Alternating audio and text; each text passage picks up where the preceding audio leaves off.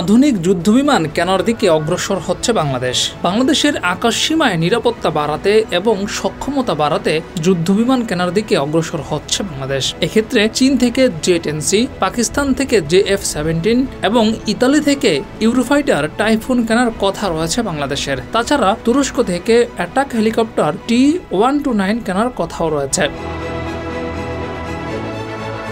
এই চুক্তিগুলো শুধু প্রযুক্তি নয়, বদলে দিতে পারে দক্ষিণ এশিয়ার আকাশের ভারসাম্য। বাংলাদেশ যদি এই যুদ্ধবিমান এবং হেলিকপ্টারগুলো নিজেদের করে নিতে পারে, তাহলে বাংলাদেশের সক্ষমতা বাড়বে এবং এটা যে কোনো প্রতিপক্ষের জন্যই বিপদের কারণ হবে। আর যেহেতু বাংলাদেশের সবচেয়ে কাছে রয়েছে ভারত, তাই তারা বাংলাদেশের এই সক্ষমতা অর্জনকে হুমকি হিসেবে দেখছে।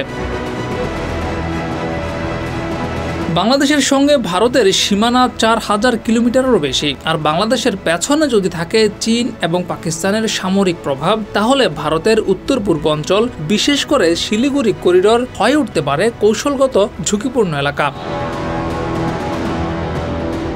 চীন দীর্ঘদিন ধরেই বাংলাদেশের বড় প্রতিরক্ষা সহযোগী, সাবমেরিন, রাডার, এমনকি মিসাইল প্রযুক্তিতেও সহায়তা করছে। আর এই নতুন যুদ্ধবিমান কেনা সেই সম্পর্ককে আরো গভীর করছে বলেই মনে করছে ভারত। ভারতের দৃষ্টিতে এটি শুধু একটি ক্রয় নয়, বরং চীন, পাকিস্তান, বাংলাদেশের সম্ভাব্য সামরিক জোটেরও ইঙ্গিত।